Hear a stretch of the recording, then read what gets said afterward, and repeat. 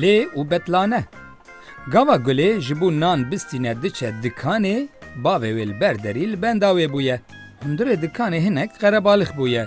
Lê heta ku gulê nan stendiye û derketiye hinek dem girtiye. Gava derketiye jî dîtiye ku bavê wê bi yekî ku nas nakera dipeyive. Gava gulê hatiye cem bavê xwe, bavê wê bi tena serê xwe bûye. Diyar e ku ji hev xatir xwestine û veqetiyane. Gulê ji bavê xwe pirsî, bavo, tu wê apoyî naz dikî? Ew kî bû? Piştî ku bi hev re dest bi meşê kirine, bavê wê bersiv daye. Nakeça min, ez vî naz nakim. Ew bi armanceke turîstîk hatiye vê derê. Got, gelo li van derdoran otelekî ku ez bikaribim lê bimînim heye an na. Min jî rêya otela li pêş rê salix da ku ew biçe wê derê.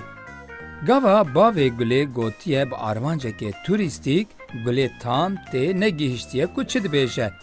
û gotiye, yanî hatiye betlaneyê?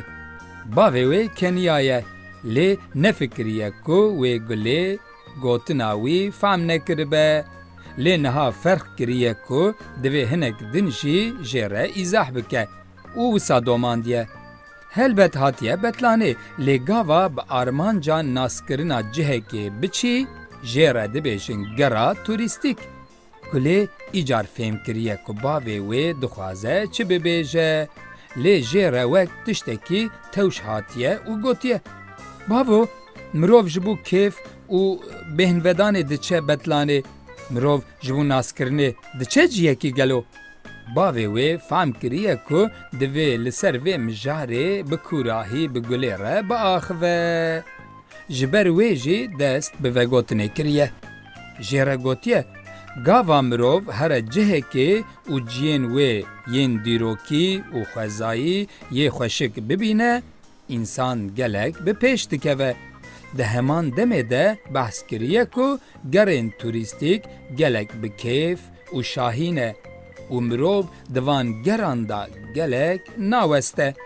Baş e bavo, dema di gerên turîstîk de mirov bi tenê diçin cihên ku mezin dixwazin, mirov dikare here cihên ku zarok jî dixwazin gelo? Bavê wê dibêje, helbet mirov diçe cihên ku zarok jî dixwazin.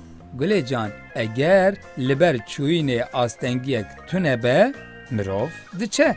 Piştî ku gulê bersiva li bendê bû ji bavê xwe digire, hatine malê.